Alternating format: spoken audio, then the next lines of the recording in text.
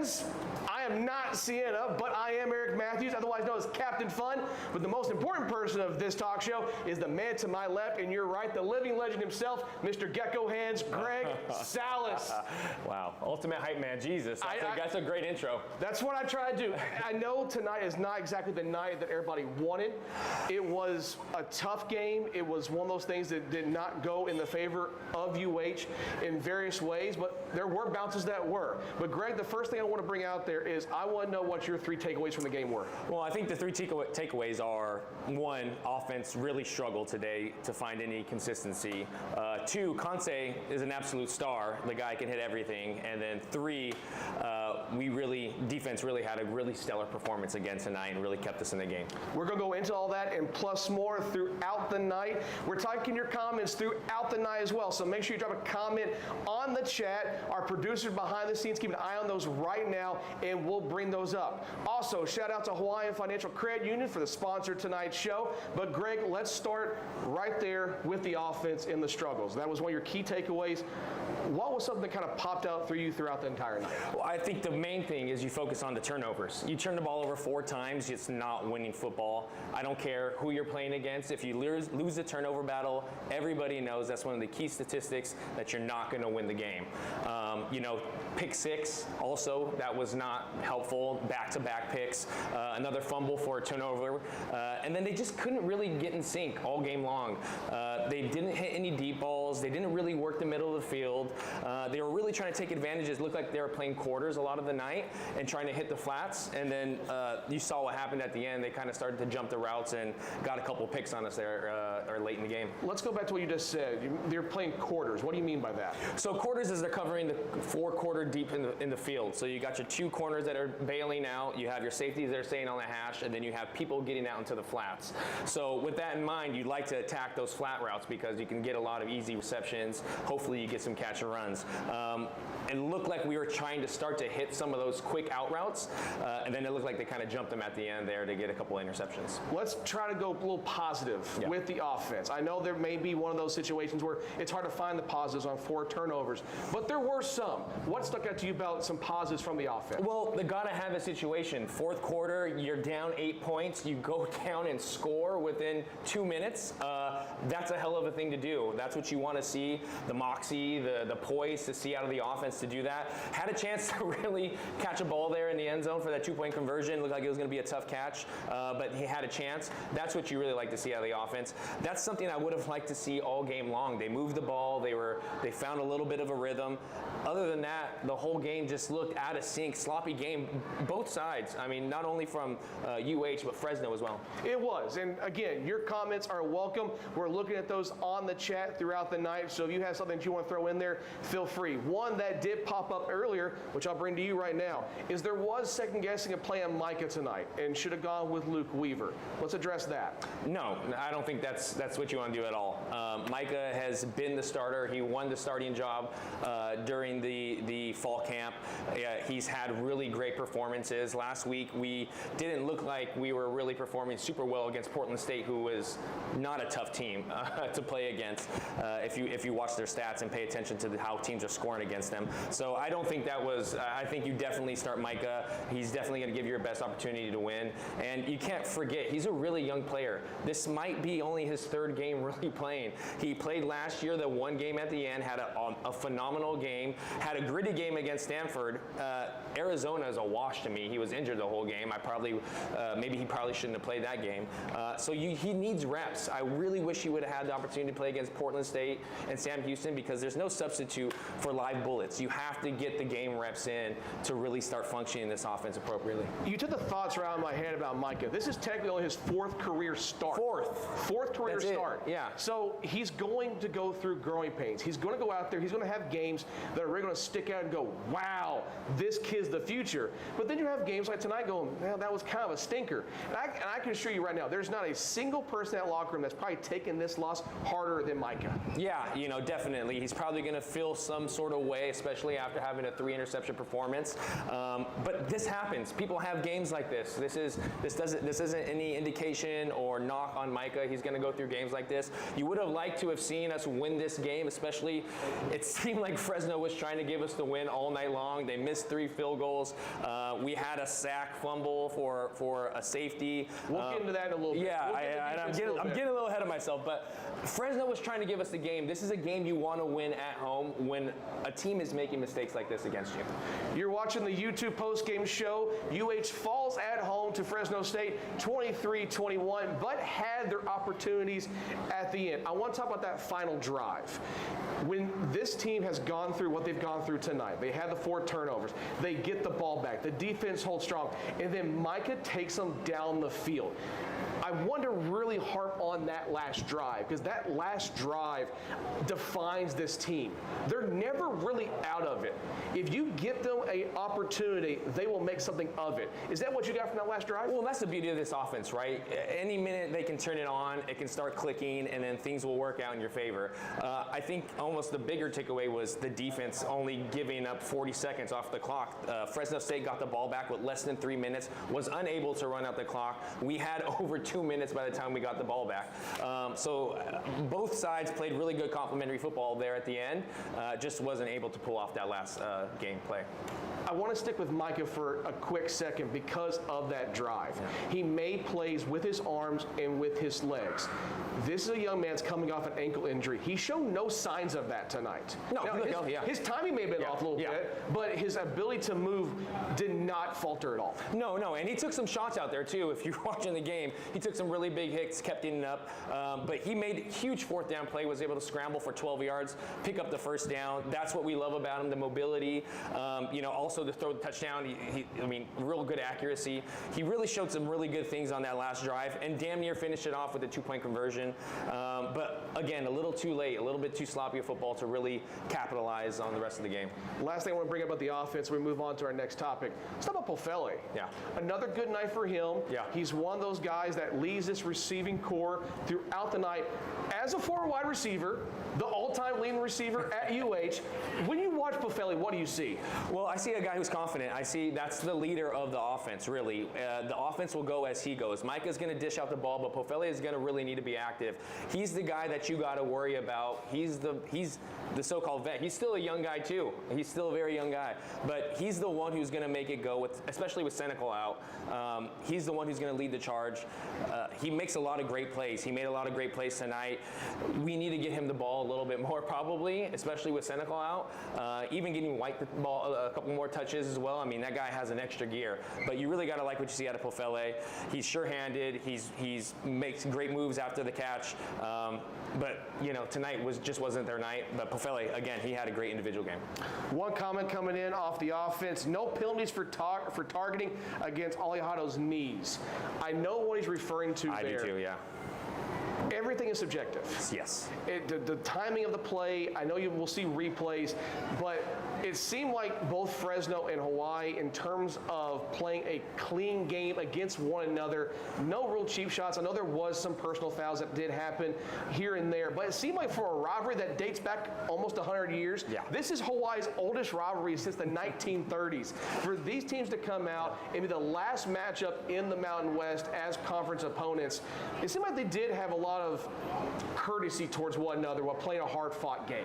Yeah, they did for sure, but you could see those Fresno players, waving goodbye to the fans. They're going to have those moments. But yeah, this is a rivalry game. This is a game that I always enjoyed playing with. You always had Fresno State circled on the calendar. Every year you're going to play them.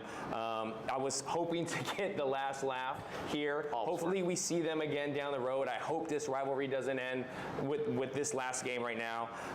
But yeah, I don't think there was necessarily any bad calls here. It was a sloppy game by both teams. They had 8 penalties, 88 yards. You saw a lot of personal fouls. It's going to be a tough fought game. That's a rivalry game. That's Fresno State versus Hawaii football. Let's go towards one big positive that we took from tonight. Kansei, Tokyo Toe himself. Let's go into a couple of the highlights first. Please. Let's see his first field goal that we saw earlier tonight.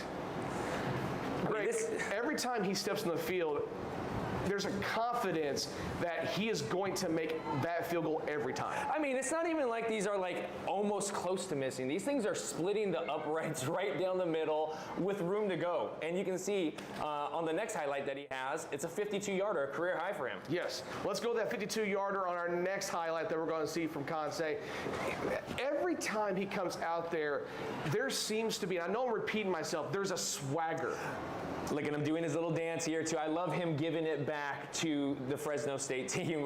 I think if you saw them, they did a little hula dance when they scored their touchdown. Conce hits a 52-yarder and gives them the hula dance back. But he's the talk of the town right now. Anytime I'm talking to anybody here about football, they're excited to watch the field goal kicker strut out there and nail a field goal. So I want to bring this up because we were talking about this off air real quick.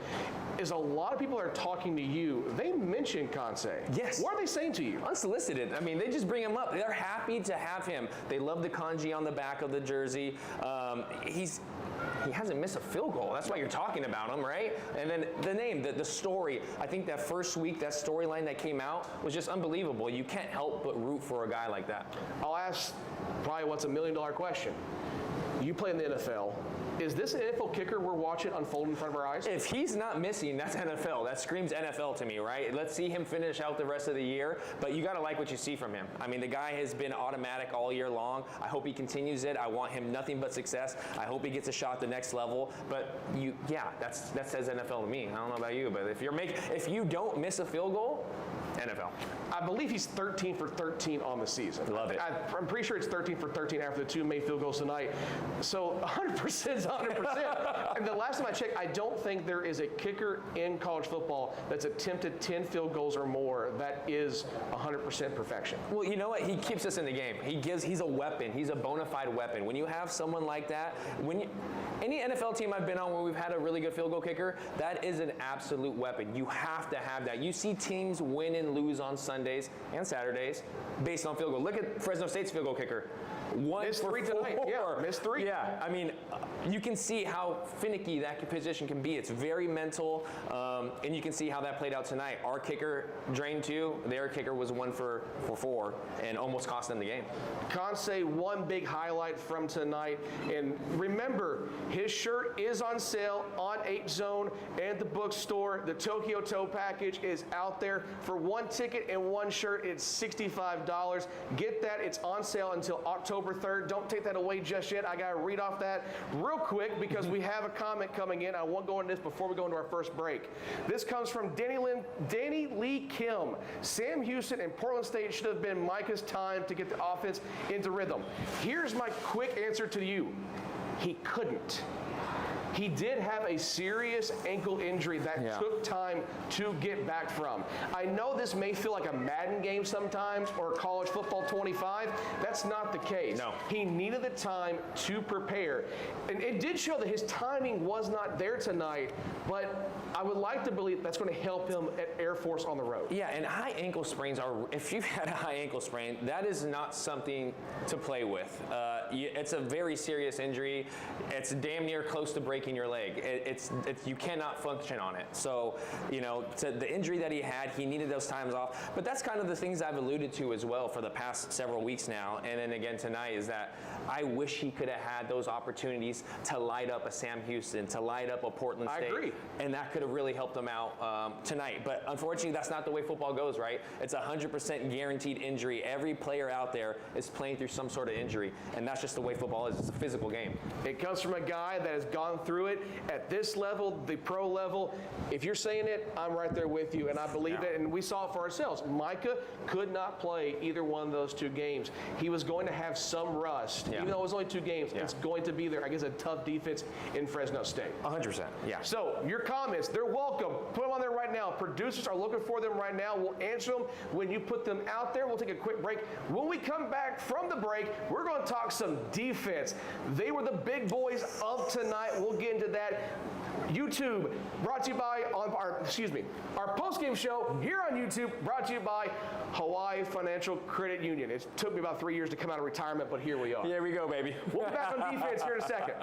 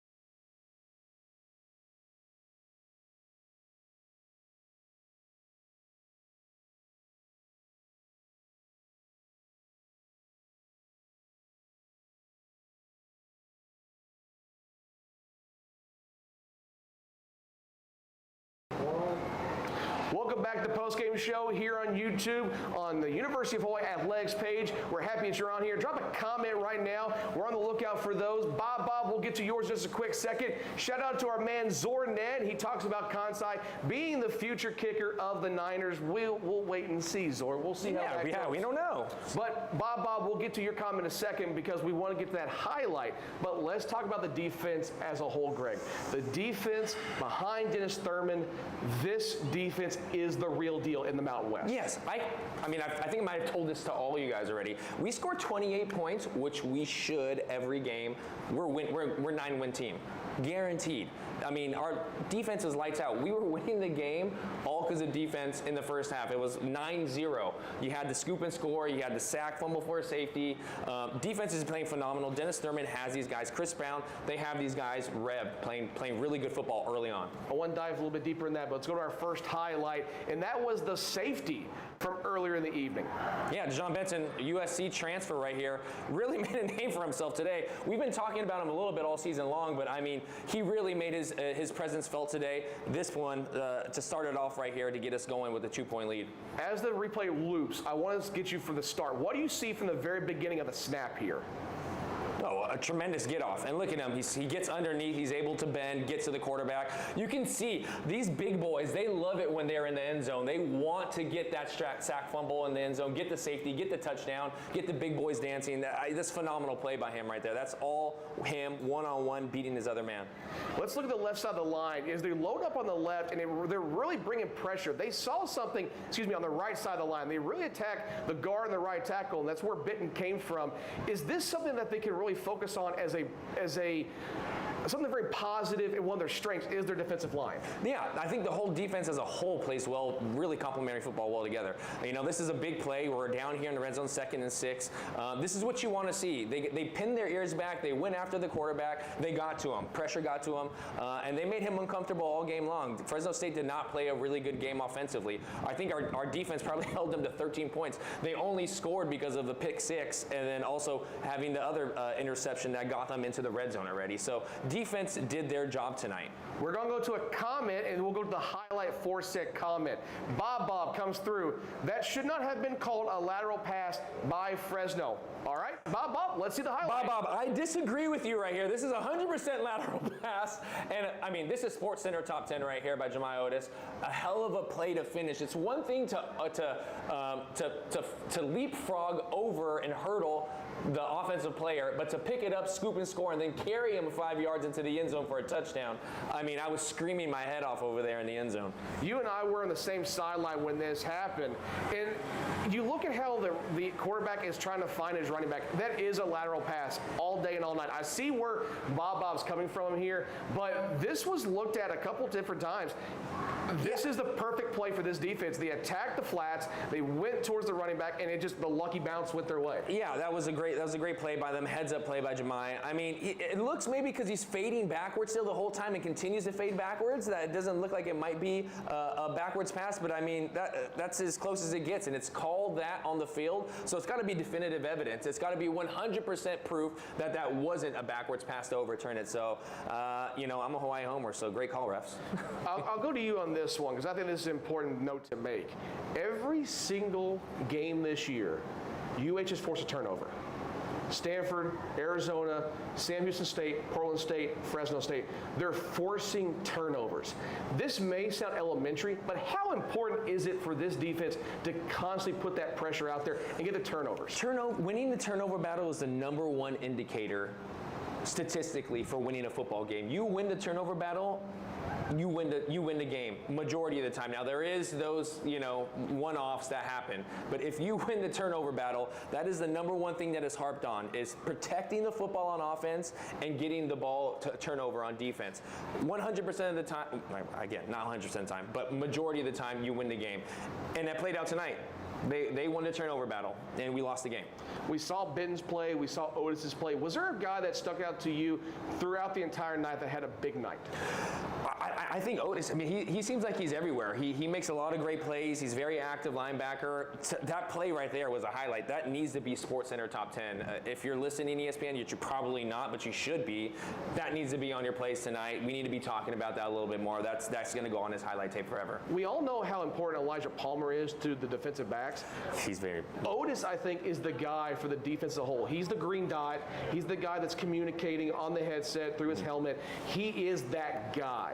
For this team to really keep going in this direction, I feel like that linebacking core of him and Jalen Smith are what's going to keep pushing this team. Do you feel that way? I feel good about them, but I also, like you said, Elijah Palmer, I feel like they've got a lot of people on all three levels of the football that can make plays that are leaders. Pofele in the background. I really like the way our corners play. They don't give up too many big plays. But yeah, I think there's a number of players on our defense that can play, but those linebackers are studs.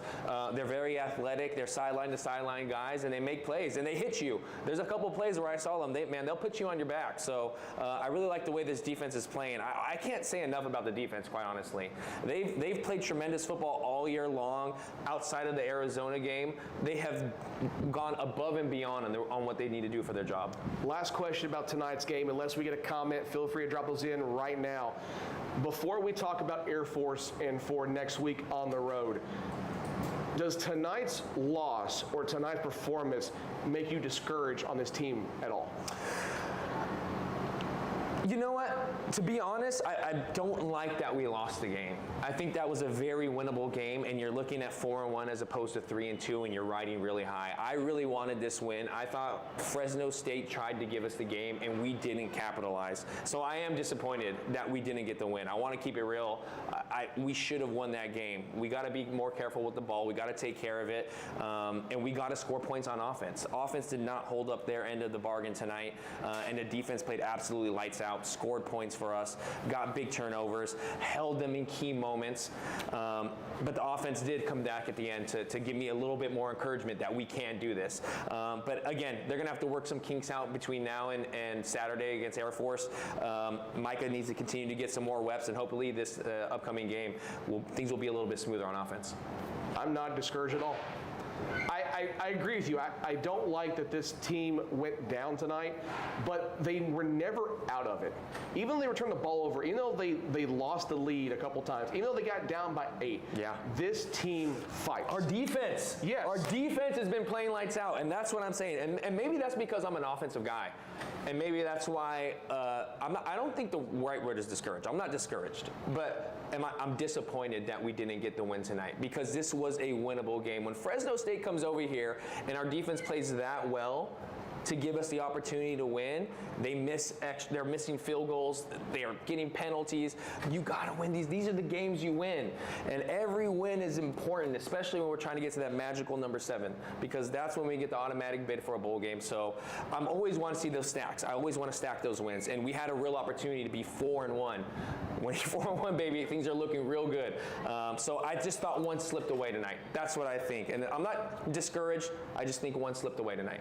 We're going to talk about Air Force next after the break. Remember, your comments are encouraged. We're looking at those. We'll take those on air. Just got to put it in the comment section, and we'll bring it up as we wrap up tonight's show after the break. Tonight's post-game show, as always, brought to you by Hawaiian Financial Credit Union. Greg and I will be right back here in just a moment.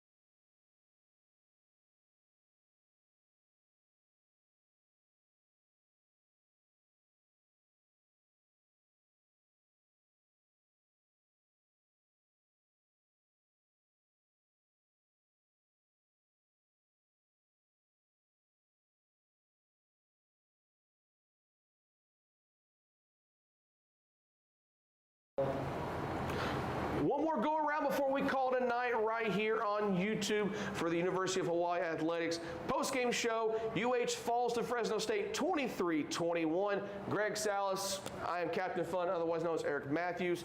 We're taking your comments, seeing a lot of chatter going on right here, so if you have anything you want to chime in on, producers are looking at that, and we'll ask Greg that question and bring up that topic however you see fit. Up next, UH goes on the road, Air Force. I got two things I want to bring up for you specifically. One, it always seems like Hawaii has a tough time going on the road. Is that true in your eyes? Well, I think every team has a tough time on the road. You know, you're away from home, but specifically for us, we travel a lot. You know, I know some of these teams now that are in the Big Ten, UCLA and USC, might complain that they got to fly all the way to Michigan. That's a 4-hour flight. Everywhere we go is a minimum of 5 hours. Very true. That's taxing on the body. I don't care what anybody says, unless I have a lay flat and someone catering to me. That's a long flight. Okay, it's going to be an 8-hour flight, 8.5-hour flight to get to Colorado. So it's always going to be a little tough for us to travel on the road. That's just the name of the game. I think we handle it well though. So it's always tough to play on the road. It is for every team. Hawaii specifically, I know we've had our troubles, but this is a game we got to get. You know, we're 0-1 in the conference, and we need to get to 1-1. Air Force 1-2 fell earlier today, 49-37 to Boise State. I want to talk about that for a moment before we do. Your experience playing at Air Force. Is it a tough place to play? Well, I've never played at Air Force. They were not in the WAC conference when I was here. The Mountain West, that's after my time. But I have played Denver at the Mile High Stadium, so I know what it's like. I've played in Colorado against Boulder. It's a real thing up there, and I think they even have it as you're going out into the field at Air Force. It tells you the elevation leaving the visitor's locker room. So they like to remind you where you're at all times. Everyone knows. You go training for marathons, you see the greatest marathon runners train at elevation. That's because they're trying to get their lungs right. It is taxing on the body. So it is true. It is true. So it's not a mental thing. It is a physical thing. Guys will have oxygen on the sideline. I guarantee you we'll put some oxygen on the sideline to help get these guys going because it is just hard. The air is thinner. Conce's going to be good for Conce probably. He can probably kick a 60-yarder there. So that'd be fun. Hey, good for you, Conce. Let's break your new current record. But it's a real physical thing. It's not a mental thing. It's 100% a physical thing, and that's why people train there. I want to bring up this because I've noticed this over the last few years is Coach Timmy Ching and staff have been consulting medical professionals on how to travel. Mm-hmm. What's best for the body, how do they work out their practice schedule. If you're kind of in that moment, what are you thinking as a player as you're traveling? What is the most important thing that pops up in your head getting ready for something like going to Air Force? Oh man, I just wanted to get comfortable on the plane. You know, like as a player, I don't think we're thinking about that too much. They're young kids, you know, they're resilient. They're gonna be okay. I was just always looking forward to hanging with the boys, getting on the road, having fun, playing some video games, doing some homework, if you guys are listening. Sure. Those were the fun things that you like to do, right? You love to travel, you love to go get a dinner with your teammates and have some fun.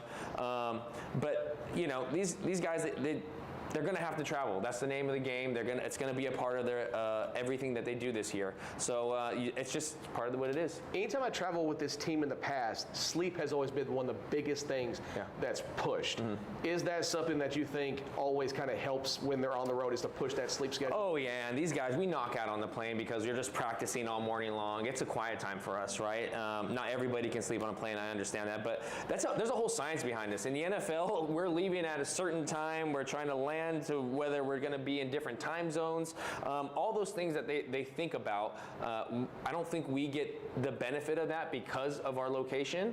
So we don't really have a choice about when we want to arrive, when we want to land, when it comes to entering different time zones. But in the NFL, there's a whole entire science behind this. They're trying to prep you so that you're hitting your peak during the week on Sunday mornings. But in our case, it would be Saturdays for college football. So it's a difficult thing to have to deal with. But it is what it is. And that's why I brought up a second ago is you mentioned the NFL, it's a science. That's what Timmy Chang and the medical staff is looking at when they travel. Yeah. The last couple of years, they've tweaked things. They're trying to get things going in a scientific way to focus on the travel, the sleep, to peak performance and doing all that. So looking forward to see them play next week at Air Force. Kickoff time is 10 a.m. Hawaii time against Air Force. Before we call it a night, Greg, what do you want to see when this team kicks off against Air Force next week? I want to see some touchdowns scored by the offense. I'm an offensive guy. I love to see when the offense is humming. I think it's fun football. Don't get me wrong. I love to see our defense flying around, making plays like they have been. But I want to see complementary football. I want to see a dominating game. They're going to have to play in all three phases of the football. And it's cliche. You got to play good special teams. You got to play good defense, good offense, complementary football. They need to do that if they want to get a win here at Air Force. It's going to be a tough game. Always is, especially playing there. So it's going to be a battle. Last comment of the night, David G. goes out to you, buddy. That Rainbow D line is legit. Couldn't agree more. David G., you're a genius. Yeah, good for you, buddy. That's a hell of a statement. I love it. The team's good. For the legend himself, Mr. Gecko Hands, Greg Salas, I am Captain Fun, Eric Matthews. Cienna will be back on our next broadcast. This will be October 11th when Hawaii comes back home and plays against Utah State. Actually, I want to make this point before we call it a night. The atmosphere tonight Great. was legit. Yes. It was absolutely legit. Everything from the Final 15 and fans singing the Three Little Birds to the wave going throughout the night. Things that are traditions here at Hawaii are really catching on here at the Clarence T.C Ching Complex. And if you're watching at home, thank you for watching. But at the same time, go to a game. This atmosphere is legit. The Tokyo Toe package is out there for you. There's other ways to make sure you get in here. You have to get here and watch a game and enjoy yourself. It's a different atmosphere than any other college football team in the entire country. You got to be here. Yeah, you got to come in here. It was a great atmosphere. It went down to the final play. That's literally what it was. A nail-biting game the whole entire time. Great energy, and we need you guys here to help carry the team. Listen to that man right there. He's not said a negative word the entire time, so make sure you listen to that. Again, Air Force next week, Hawaii on the road, 10 a.m. Hawaii time, kickoff. Next home game, our next broadcast will be October 11th, Utah State. We'll talk to you then. Shout out to Hawaiian Financial Credit Union for their support on our YouTube postgame show. Greg, final words. Final words, I'm looking forward to bouncing back this week against Air Force. It's going to be a tough game, but looking forward to watching the team take them on. Go Bows.